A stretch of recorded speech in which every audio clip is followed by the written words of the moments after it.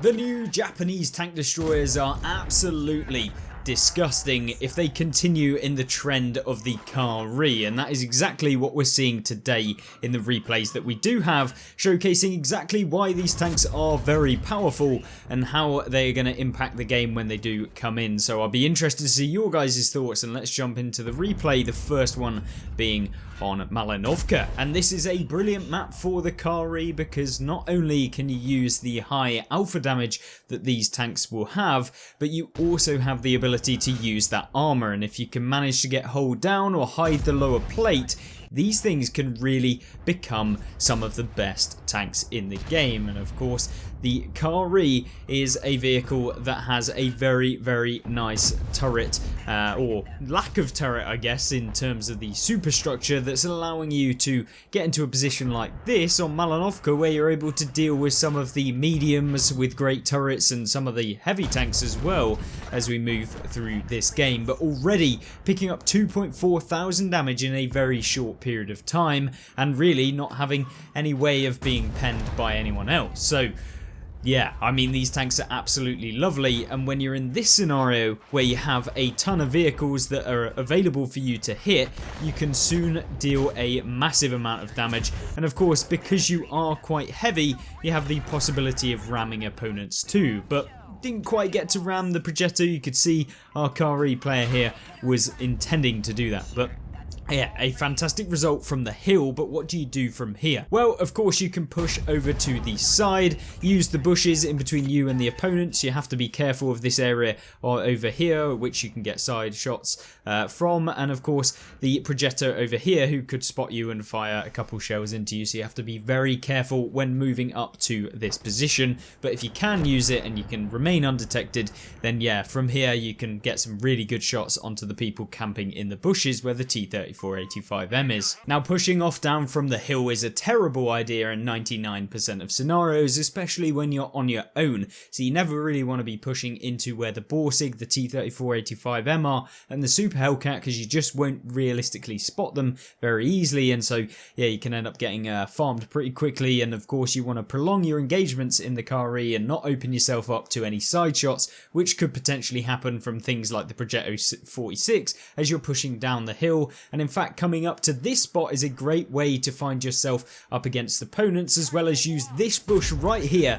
to devastate opponents too, and they just won't really be able to spot you unless of course they're super close, and at which point you would have already known because you would have spotted them. So yeah, a really nice use of the mechanics, and you can use that in your own games as well. Now, the mobility of this tank is actually reasonably good as well. You can relocate a little bit, it isn't super slow, it is no Type 5 speed heavy tank, and of course being a tank destroyer, having a bit of mobility is always good because you can position yourself quite well. And when you're in a tank like this that is a fairly chunky tank destroyer that relies on that frontal armor, yeah, being able to redeploy is super important. And you can see here, unfortunately managing to hit the T-3485, but you can chase after him and hopefully get a nice shot into the back end. Maybe a HE round could have been potentially used here, but it doesn't matter because he sets him on fire anyway for a little bit of extra damage. Now, unfortunately the T-103 on the enemy team does manage to pen the Kari, but in return you're dealing a chunky amount back to him. And in fact, with the alpha damage of this vehicle having 500 and penetration enough to go through most tier 9 heavy tanks, if not tier 10 heavy tanks with 298mm of penetration, yeah, you don't really have to worry all too much with those premium rounds. And of course you do also have HE rounds, which are also pretty good with 90mm of penetration and 630 alpha, meaning that in tier 6 games where you're coming up against tanks, most of them you can actually pen with HE. So yeah, I mean, just an addition to these Japanese tanks, and of course the higher tier that you get, then you're going to be able to get increased penetration and also a ton more alpha damage. Now, the hill area is never usually a brilliant spot on Malanovica when you're on your own and you have no team support, especially in a non-turreted tank. So first thing you do is get away from there and use the positions in the bushes back here so that you can outspot your opponents and there's no way of them being able to spot you. And if you don't actually find anyone anyone to be pushing you from the forest, you can also relocate to this position to provide cover into the cap circle, which is a great way of getting some extra damage. But remember, you are prone to getting spotted, and this bush up here can hit you, as long with the people camping in the house area over here. And obviously light tanks, if they are still alive at this point in the battle, will be able to probably outspot you 99% of the time from the bushes, so you need to be very careful when pushing over there. But when you have got the armor that this has, and a lot of the tanks you're coming up against are lower tier, you can usually get away with it a little bit more than if you were playing in a tier 10 game. And talking about being spotted, this tank actually has max view range when you are running it fully set up in such a way that it can utilize that, and that allows you to not only outspot a lot of the tank destroyers that you'll meet at tier 8, but you'll also be able to outspot medium tanks, and especially if you're using positioning really well in the game, you'll be able to get yourself into a nice areas of the map, such as here, using the bushes to avoid being detected, or at least knowing every single time when someone else gets detected that you can make the first move, which is brilliant when you have the alpha that this tank has. With the T103 now pushing down off of the hill, you can use that view range to plow around into him, with him being basically unable to get any shells into you. And in fact, because of the view range and because of the fact that you have a brilliant weapon on this vehicle, you're able to fire and also hit, as well as not get detected using it too, which is something that can't be said for a lot of these high alpha damage tank destroyers at tier 8. Now, whether this will be the case in terms of in the future with the brand new release of the tech tree vehicles, because we all know what Wargaming can do with the premium vehicles when they release a new tech tree. I mean, you've seen the BZ176 and the power that that tank has over the tier 8 equivalent, but you know, it's always been the case, the premiums are always the better vehicles, usually when they first bring them out. But I'll be interested to see what you guys think about this vehicle and whether it is actually good,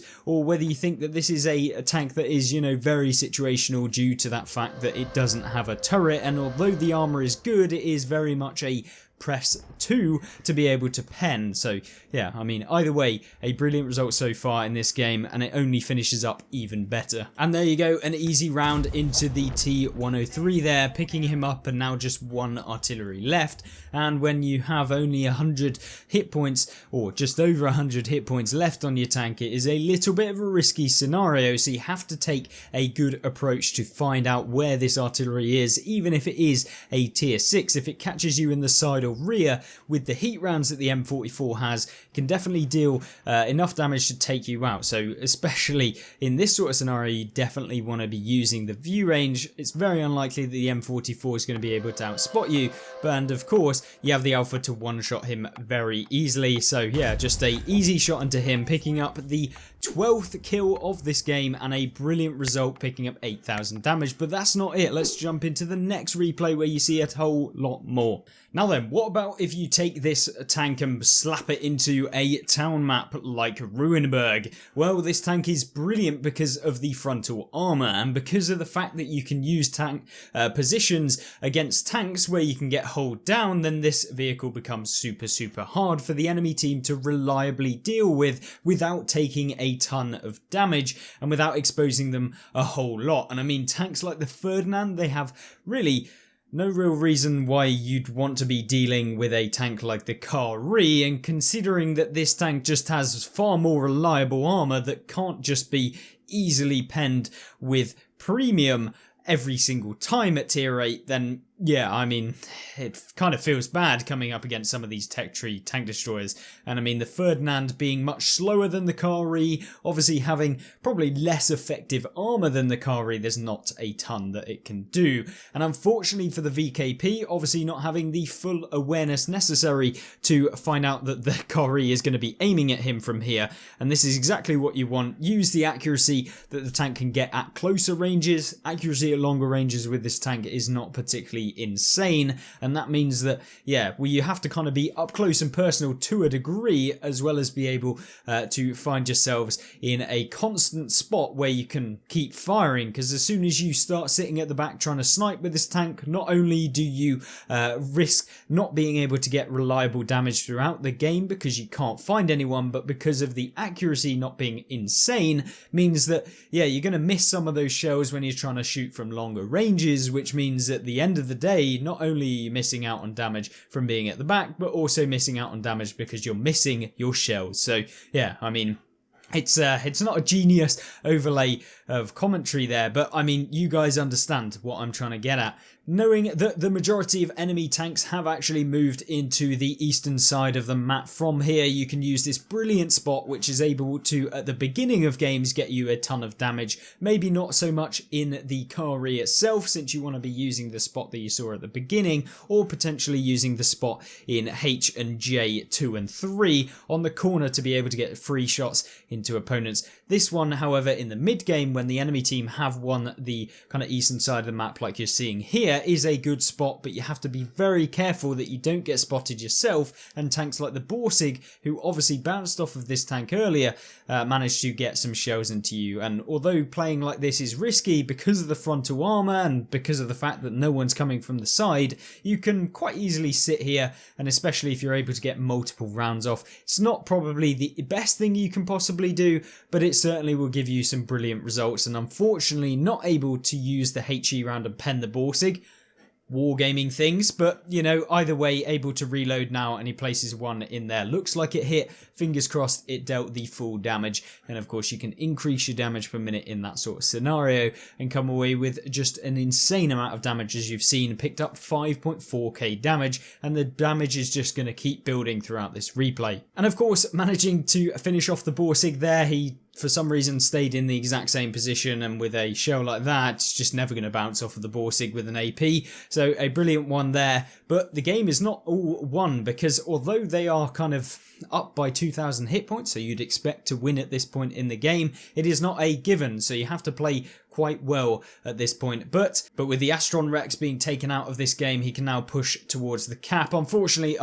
there's a batch at 25T, but now there's no way of him being able to pen. He does go quite aggressively towards the Batchat, at which point the Batchat could potentially get around him as you kind of push with this vehicle, but he's trying to run, and of course you can't run from the Japanese TD that is the Kari. And so yeah, the Batchat's back in the garage and the Kari's back in the action trying to find someone else to farm up. Now luckily the team did not actually cap, they got reset, and that means that he's able to make a flanking maneuver around, get into this position and cause a crossfire between him and the IS-2-2, which is capable of finishing off the T-103, and now he's trying to find where that the Spatuk on the enemy team is. He does manage to spot him, unfortunately not able to get a kind of lucky shot if it was to hit right there, but he does manage to now find out where he is, get some intel, and now push towards him. There's just the Vipera that could be a potential big problem within this game, especially considering he's almost on full health at this point. Now the Vipera has been farmed by the friendly ISU-152, who's basically clapped him, and the Spatuk is actually very, very close now, and it is looking like it's going to be curtains and a shot on the move, managing to pick up a ton of damage in this game. Of course, some blind on the Borsig as well, meaning that he actually picked up 8.1k damage in the overall results afterward. And so with the two insane replays already under the belt in this video, we have one more which is absolutely crazy and is on one of the most unbalanced maps, or at least maps and game modes that we have available in World of Tanks, and that is of course Red Shire Assault when you are the defenders, because having less time and having to be forced to either take out the entirety of the opponents or YOLO a cap circle that's available for everyone on the enemy team to actually be able to hit you, yeah, it's just not particularly balanced. And of course, you can see here, he's found the first victim of the Kari in this game, and it is a tier 7 Soviet heavy, the IS. And when you get into this position, which is actually really nice because you can avoid some of the shells from the left-hand side, as well as be able to deal a bit of damage to people when you do finish up this flank who are in the enemy's team base as well, and be able to push through too, or you can relocate safely back to your base to defend the cap circle. So a really good starting position if you are in a relatively mobile tank. Maybe not if you're sitting in a heavy tank that's super slow. I mean, I wouldn't really come here. But if you are in a tank like this, which can get hulled down, and when it does get hulled down be monstrous, then yeah, you can block. I mean, you've seen here 1090 damage block within a few minutes of the game starting, and it's only just about to heat up as he's ploughing those premium rounds straight through the enemy team's tanks. And I mean, a VKP is definitely not the best tank to be coming into this position, and if he does manage to continue and stay here, it's not going to end up very well, just like it hasn't ended up well for the IS and of course the Bisonte, and it's it's definitely going to continue, hence why it is in this video and why these tanks have been finding it very, very difficult to be able to really do anything.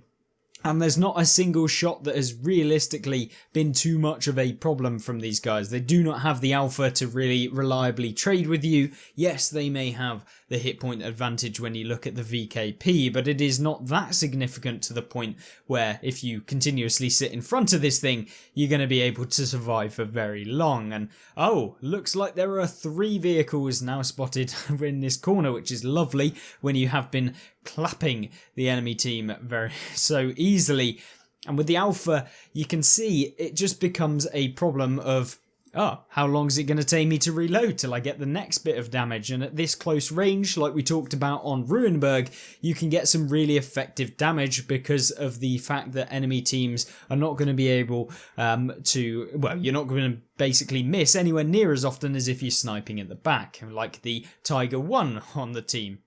But at this point, it is a little bit imperative that you do start shutting down some of these tanks, because if you don't already know, if the enemy team can get into this bush, they can get some side shots when you do then win this flank and you have to make your next move. So winning this part of the map early on is imperative, because yeah, you'll be able to move away such that these guys cannot hit you, or at least can't spot you easily enough to be able to get some side shots. And from here, they may be able to just clip the top of this vehicle, but it is a very slim shot, and so I'd be pretty triggered if you got hit in the side from here. It's more about actually what's in front of you and in the bushes at the back. So